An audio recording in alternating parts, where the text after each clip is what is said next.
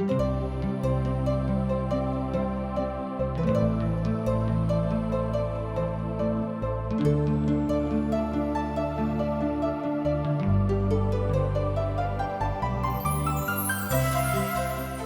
शास्त्र आध्यात्मिक मार्गदर्शन के प्रस्ताव के संग्रहण के रूप में परिपूर्ण अछि। हुनक उद्देश्य सब मानव इतिहास में परमेश्वरक योजना आ हुनक उद्देश्य के प्रकट करय के अछि। तहन पौलुस कहै छथि, सारी पवित्र शास्त्र परमेश्वर के प्रेरणा सँ रचल गेल अछि आ सिखाबऽ के लेल, ताड़ना देबऽ के लेल, सुधारऽ के लेल आ धर्म के शिक्षा के देबऽ के लेल उपयोगी अछि। मुदा जे केओ परमेश्वर के अछि वह नीक रहैत आ सब नीक काजों के लेल सुसज्जित छी। आ आशाक इजोत कार्यक्रम के यह लक्ष्य अछि कि ई सब बातों में अहाँ सब के दिशा निर्देश दियौ। आशाक इजोत जे मैथिली कार्यक्रम अछि जे अहीं के अछि, एहिमे अहाँके स्वागत हम प्रभु यीशु मसीह के मधुर, प्रिय आ मीठ नाम में कह रहल छी। आजुक दिन हमरा सब पहिल राजाक पोथी के 19 आ 20 अध्याय के किछ प्रमुख प्रभागक दिस अध्ययन करब, ध्यान करब। ई बड़ मुश्किल सँ विश्वास होइत अछि जे ई वह एलिया छथि जे बालक 450 जे ओतऽ भविष्यवक्ता सब बनि कऽ आयल छलाह, नबी बनि कऽ रहैत, हुनका ओ हरा देने रहथिन। और अब वह हमरा लोकनि देखै छी जे डर सँ भागैत छथि। मुदा एहि बातक देख कऽ वा पढ़ि कऽ हमरो अजगुत लागैए कि हुनका हृदय में एहि तरहक भावना कतऽ सँ आबि गेली। एलिया एहिठाम इजेबेल सँ भागैत छथि।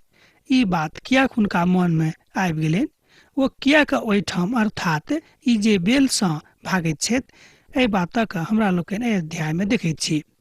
तहन अहाब इजेबेलक एलियाक समस्त बातक विस्तार पूर्वक बतौलथि। ओ समस्त भविष्यवक्ताक कोना कऽ ओहिठाम पराजित कऽ देने रहनि तकरा विषय में ओ बताबैत छथि। तहन इजेबेल एलियाक लग दूत पठा कऽ ई कहवा भेजलनि जे हम अहाँक प्राण लऽ लेब, मुदा अहाँ एहिठाम सँ जा सकैत छी। एहि तरहक घोषणा एहिठाम हुनका सन्मुख में होइत अछि, अर्थात एलियाक मन डेरा गेलनि। ई सुनि कऽ एलिया अपन प्राण लऽ कऽ ओहिठाम सँ पड़ेलाह और यहूदा के बेरसेबा पहुँच कऽ अपन सेवकक ओहिठाम छोड़ि देलखिन। एहि तरह हमरा लोकनि एहि बातक अर्थात एहि तथ्य के एहिठाम 1 पद सँ लऽ कऽ 3 पद में देख सकैत छी। जँ अहाँक लग पवित्र पोथी बाइबिल अछि तऽ अहूँ हमरा संगे देख सकैत छी। हमर मित्रवर, एहिठाम हमरा लोकनि देखैत छी कि वह एलिया जे 450 नबी के जे बाल देवताक नबी छलाह, हुनका ओ पराजित कऽ देने रहनि, वह एलिया एहिठाम इजेबेल सँ डर सँ ओहिठाम भागि रहल छथि। ओ एहि समादक सुनि कऽ जे इजेबेल हुनका प्राण लऽ लेतनि, ओ डेरा कऽ भागि गेलाह आ विचित्र बातक सेहो हमरा लोकनि देखैत छी ओ विचलित भऽ गेलाह। विद्वान सब एलिया के डरपोक भविष्यवक्ता के संज्ञा दैत छथि। तहन हम बुझैत छी कि एही कारणे पवित्र पोथी के बहुत विद्वान सब एलिया के एकटा डरपोक भविष्यवक्ता के संज्ञा दैत छनि। हमर भाई बहिन, जे कियो मनुष्य छथि, हम रहूँ बा अहाँ रहूँ, एहन एहि संसार में कियो नहि छथि जिनका हृदय में डर नहि छनि, कियाक तऽ अपन प्राणक डर सभक लग छनि।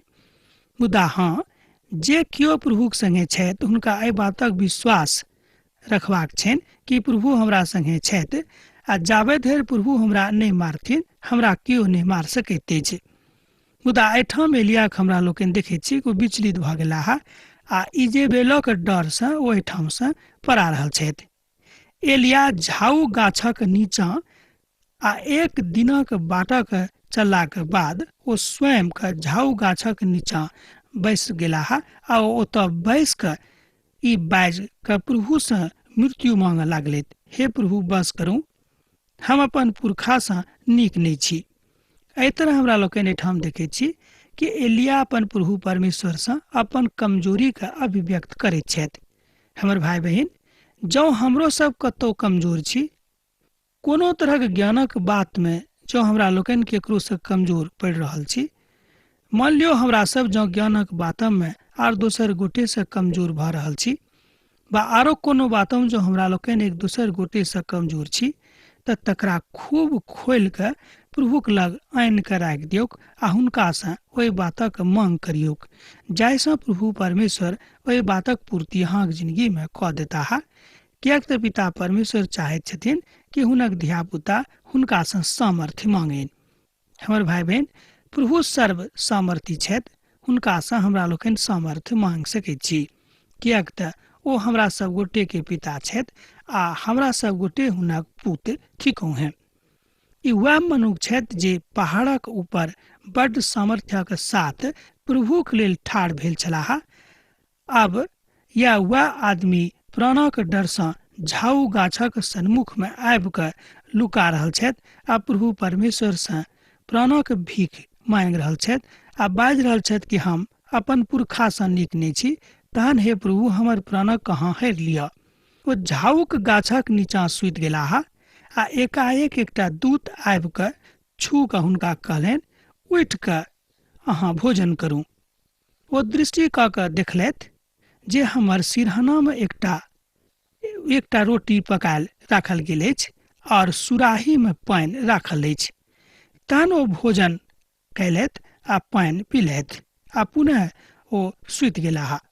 एहिठाम हमरा लोकनि देखैत छी कि पिता परमेश्वर हुनका लेल भोजन आ पानि के इंतजाम कऽ देलनि, मुदा ओ खा कऽ आ तकरा बाद पानि पी कऽ ओ पुनः ओहिठाम सुति गेलाह। एहिठाम एलिया भागैत भागैत थाकि गेल छथि। एहि बातक एहिठाम स्पष्टीकरण भऽ रहल छै। जँ हमरा लोकनि एहि पदक खूब नीकसँ देखब तऽ पायब कि एलिया भागैत भागैत थाकि गेल छथि, तैँ ओ एहिठाम सुस्ता रहल छथिन झाऊ गाछक नीचाँमे। आ दोसर बेर प्रभुक दूत अयलाह आर छुबि कऽ कहलनि, उठि कऽ खाउ, किएक तऽ अहाँक बड्ड भारी यात्रा करबाक अछि। एहि तरह प्रभु परमेश्वरक दूत आबि कऽ एलियासँ कहैत छथि कि डेराउ नहि, किएक तऽ अहाँके भोजन करबाक अछि आ बहुत पैघ रास्ता अखन अहाँके तय करबाक अछि। अखन अहाँ बहुत पाछूमे छी, अहाँके बहुत आगाँ जेबाक अछि। हमर भाई बहन, हमरो सब अपन अपन जिंदगी में बहुत पाछाँ छी। हमरो सब गोटे के अपन अपन जिंदगी में आगाँ जेबाक अछि। तहन जँ हमरा सब प्रभुक देवल पानि में से पियब आ प्रभुक देवल रोटी में से खायब, तहने ई बात हमरा सभक जिंदगी में संभव भऽ सकैत अछि। अन्यथा ई बात हमरा सभक जिंदगी में संभव नहि भऽ सकैत अछि। एलिया के आरामक आवश्यकता रहनि, तैं प्रभु हुनका अपन भोजनक आनि कऽ हुनका देलनि आ हुनका आराम करबाक लेल कनि कालक लेल छोड़ि देलखिन। तकरा बाद हमरा लोकनि देखैत छी जे एलिया आब गुफामे छथि। एहि बातक अहाँ 9 पदसँ लऽ कऽ 12 पदमे देखि सकैत छी। ओहिठाम एहि बातक बड्ड स्पष्टताक साथ बतायल गेल छै। आ तकरा बाद ओ प्रभुक बातक मानि कऽ अपन विचारक अभिव्यक्ति कयलथि, मुदा एना कहियो कि जे हुनका मनमे विचार रहनि तकरा ओ एहिठाम बता दैत छथिन। तकरा बाद हमरा लोकनि देखैत छी कि एलिसाके बुलाहट होइत अछि। अब परमेश्वर एलियाके घर लऽ जेबाक तैयारी करा रहल छथि आ ओ एलिसाके हुनक स्थान पर ठाढ़ करैत छथि। तहन ओ ओहिठामसँ चलि गेलाह आ सापातक पुत एलिसा ओकरा मिल गेलनि, जे 12 जोड़ी बैल अपना आगाँमे लऽ कऽ जा रहल छलाह आ हुनका आगाँ और बहुत लोग छलनि। तकरो एहिठाम देखायल गेल छै। ओकरा लग जाकऽ एलिया अपन चादर ओकरा ऊपर धऽ देलखिन। तहन ओ बैलक छोड़ि कऽ एलियाके पाछू चलि गेलाह आ हुनका पाछू पाछू चलऽ लगलाह। एहि बातक एहिठाम हमरा लोकनि पवित्र पोथीमे देख रहल छी। एहि बातक एहि तरह बतायल गेल अछि, हमरा अपन माता पिताके चूमऽ दिअ, तहन हम अहाँके पाछाँ चलब। ओ कहलनि, घुरि जाउ, हम अहाँसँ की कयलहुँ हैं। पहिल राजाक पोथी तकर 19 अध्याय तकर 21 पदमे एहि बातक स्पष्टताक साथ एहिठाम बतायल गेल अछि। एलिसा एलियाके शिष्य बनि गेलाह। हुनका सेवाक बातक ओ सिखाबऽ लागलखिन, जाहि बातक हमरा सब एहिठाम देखैत छी। हमर मित्रवर, आब हमरा लोकनि देखैत छी कि जहन प्रभुक देवल पानि आ प्रभुक देवल रोटी एलिया खाइत छथिन आ सुस्तेलाक बाद हुनक मोन पुनः हर्षित भऽ जाइत छनि आ परमेश्वरक सामर्थ्य हुनका जिंदगी में आबि जाइत छनि। तहन ओ अपन एकटा शिष्य के तैयार करनाइ आरंभ कऽ दैत छथि। ओहि शिष्य के नाम रहनि एलिशा। एहिठाम हमरा लोकनि देखै छी कि पिता परमेश्वर आब एलिया के स्थान पर एलिशा के तैयारी कऽ रहल छथि वा हुनका तैयार करा रहल छथि। तकरा बाद हमरा लोकनि देखै छी कि हुनके कारणे सीरिया देशक ऊपर विजय हुनका मिलै छनि। याद राखब ई घटना ओहि काल में भेल छल जाहि काल में इस्राएलक राष्ट्र विभाजित भऽ गेल छलीक। उत्तरी प्रभागक 10 गोत्रक इस्राएलक कहल जाइत रहैक आ तकरे कारणे ओ सब प्रभुक दृष्टि में पाप कयने रहथि। खूब नीक सँ ध्यान राखब कि जाहि काल में ई घटना भेल रहैक ओहि काल में इस्राएली राष्ट्र विभाजित भऽ गेल रहैक आ लोक सब अर्थात एक दिसक राजा दोसर दिसक राजाक दुश्मन सेहो बनि गेल रहैक। मुदा बहुत कियो खुलि कऽ आ बहुत कियो खुलि कऽ नहि, मुदा ई बात हुनका जिंदगी में भऽ गेल रहनि बा इस्राएली राष्ट्र में ई बात आबि गेल रहैक। हमर मित्रवर, ई बातक बुझनाइ बड्ड जरूरी अछि। हुनक पापक कारणे परमेश्वर हुनका ऊपर दुश्मनक प्रबल कऽ देने रहथि। प्रभु दयालु छथि, तैं ओ हुनका मोन फिरेबाक अवसर प्रदान करैत छथिन जे ओ पुनः घुरि कऽ प्रभुक लग आबि जायक आ कालांतर में ओ सब सीरिया राष्ट्रक ऊपर प्रबल होइत छथि। एहि तरह हमरा लोकनि देखै छी कि पिता परमेश्वर हमरो सब गोटे के मोन फिरेबाक अवसर दऽ रहल छथि। अर्थात पिता परमेश्वर चाहैत छथिन कि हमरा सभक मोन फिरेक आ प्रभुक दिस हमरा लोकनि जे गलती कयलहुँ हैं तकरा माफी मांगि कऽ प्रभुक दिस पुनः आबि जाइए। कालांतर में ई घटना हुनका जिंदगी में भऽ जाइत छै। एहिठाम हमरा लोकनि देखै छियै कि सीरिया राष्ट्रक ऊपर ओ प्रबल भऽ जाइत छथि और सीरियाक राजा बेनदेद अपन समस्त सेना के इकट्ठा कैलथि आर हुनका संगे 32 राजा आर घोड़ा आर रथ रहैक। तकरा संगक लोग आ सामरी प्रदेशक ऊपर चढ़ाई ओ सब मिलकर कऽ देलथि। एहि तरह हमरा लोकनि देखै छी कि सीरियाक राजा अपन कारनामा देखौनाइ आरंभ कऽ दैत छथिन। एहि पदक आखिरी प्रभाग में एहि तरह बतायल गेल छै और हुनका घेर कऽ हुनका प्रतिपक्ष में पकड़ि लेलखिन। एहि तरह हमरा लोकनि देखै छी कि ओहिठामक दृश्य जे पहिने रहै तकरा सँ अखन कनिक बदलि जाइत अछि। आ प्रभुक एहिठाम दुश्मनक हुनका सभक सन्मुख में देखै छथि। हमर भाई बहिन, प्रभुक जे कियो दुश्मन बनताह तहन अहाँ की विचार राखैत छी? अहाँके की विचार अछि? केओ परमेश्वरक ऊपर प्रबल भऽ जेथिन अर्थात मनुष्य की दुश्मन बनि कऽ परमेश्वर के हरा सकैत छथि? ई संभव अछि? कोनो विद्वान संसार के बा कोनो कमजोर लोक संसार के अहाँके यह उत्तर देत कि केओ परमेश्वर के हरा नहीं सकैत छथि, किएक तो पवित्र छथि आ सर्वशक्तिमान सेहो छथि। हमर भाई बहिन, परमेश्वरक जे सबसे महान बात हुनका में देखल गेल छनि ओ अछि पवित्रता। तैं पिता परमेश्वर पवित्रता सँ सबसे बेसी नेह राखैत छथि। एही कारणे हमरो सब जँ पवित्रता के साथ अपन जिंदगी के चलायब तऽ हमरो सब पवित्रता के जिंदगी बिता सकैत छी। एहिठाम हमरा लोकनि देखैत छी कि अहाबक प्रभु विजयक वाचा देने रहथि आ एहिठाम ओ छुटकारा प्रभुक दिस सँ हुनका भेटैत छनि। तहन एकटा भविष्यवक्ता इस्राएलक राजा अहाब के आबि कऽ कहलनि, प्रभु अहाँ केना कहैत छथि?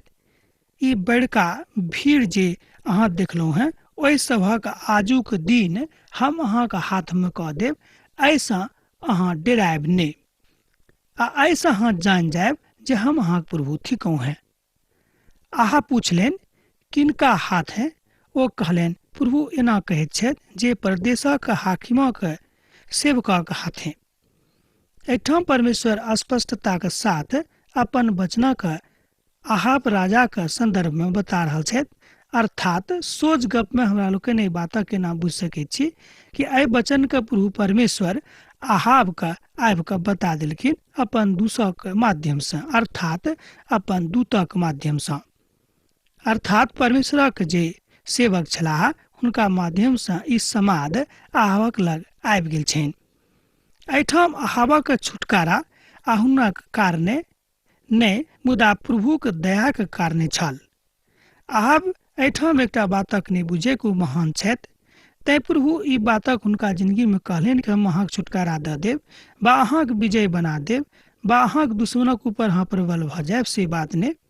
हमर मित्रवर, एहि संसार में एहन केओ नहि छथि जे स्वयं के ई बातक सिद्ध कऽ सकैत छथिन कि वह महान छथि, अर्थात हुनके महानता के कारणे ओ अपन काज प्रभुक दृष्टि में महान बना सकैत छथि। हमर भाई बहन, नीक काज मनुष्य जाति के उद्धारक दिस नहीं लऽ जाइत अछि। अब अहाँ सुनि कऽ घबरायब नहि, बा तमसायब नहि, बा दुखी से होने होइब। हमर भाई बहन, उद्धार परमेश्वरक इच्छा, परमेश्वरक दया के ऊपर निर्भर करैत अछि। तहन ई बात हम अहाँके नहीं कहैत छी कि अहाँ खराब काज करू, नीक काज करनाइ छोड़ि दियौ, से नहीं। किएक तऽ पवित्र पोथी बाइबिल में एहि बातक ऊपर विशेष रूप में जोर दऽ कऽ बतायल गेल अछि कि जँ नीक काज करलासँ अहाँके हानियो भऽ रहल अछि तऽ अहाँ हानि उठाबैत रहब आ नीक काज करैत रहब।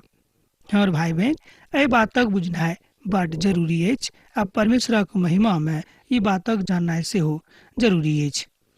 आर ओ सब अपन अपन समानक ओहिठाम राखि कऽ आरम्भ कऽ देने छथि आ सीरिया के सेना भागि गेलथि आ इस्राएल सब हुनका सभक ओहिठाम पाछू पाछू अयलथि आर आरामक राजा बेन्देद सवारक संगे घोड़ा पर चढ़लथि और भाग कऽ बचि गेलाह। तहन इस्राएलक राजा निकलि कऽ आर घोड़ा और रथक मारि लेलखिन और ओहिठाम सीरिया के सेना के बड्ड मार मारलखिन। एहि तरह हमरा लोकनि देखै छी कि परमेश्वर अपन लोकक विजय बना दैत छथि आ जे हुनक दुश्मन रहनि तकरा पराजय कऽ दैत छथि, अर्थात हुनक पराजय भऽ जाइत छनि। हमर भाई बहन, जे केओ परमेश्वरक संगे छथि हुनक विजय भेनाइ बड्ड जरूरी अछि आ जे केओ परमेश्वरक संगे नहि छथि हुनका पराजय भेटनाइ बा हुनक हारनाइ बड्ड आवश्यक अछि। बा एना कहियो कि पहिनहिएसँ एहि बातक लिखल गेल छै कि जे केओ परमेश्वरक विरुद्ध में रहता है ओ कहियो विजयी नहीं भऽ सकैत छथि। परमेश्वर अहाबसँ कहलनि, हम तऽ एहि बातक बड्ड नीकसँ अहाँक दृष्टि में राखि रहल छी, अपन वाचाक अनुसार अहाँके विजयी बना देलहुँ हैं, मुदा अहाँ सब पुनः मूर्ति पूजा करऽ लागलहुँ आ परमेश्वरक आकार बना कऽ एहि बातक सिद्ध कऽ देलहुँ हैं कि अहाँ सच्चा परमेश्वरक नहीं जानैत छी। मुदा ध्यान दियौ कि ई लज्जाक बात अछि कि जे केओ परमेश्वरक आकारक बना कऽ तकर पूजन करैत छथि। संघर्षक अंत एहि तरह नहीं होइत अछि। संघर्षक अंत पवित्रताक जिंदगी बितौलासँ होइत अछि। हमर भाई बहन, की अहाँ अब एहि बातक ऊपर विश्वास राखैत छी कि परमेश्वर मजबूत लोकक नहि, खूब धनी लोकक नहि, खूब विद्वान लोकक नहि, मुदा जे केओ पवित्र जिंदगी बिताबैत छथि हुनका संगे रहैत छथि।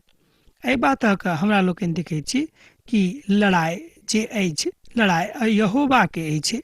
तहन जे जिंदगी के अहाँक लड़ाई अछि तकरा अहाँ परमेश्वरक हाथ में दऽ दियौ आ ओहि लड़ाई के परमेश्वरक लड़ाई बना दियौ, किएक तऽ जिंदगी के लड़ाई परमेश्वरक अछि।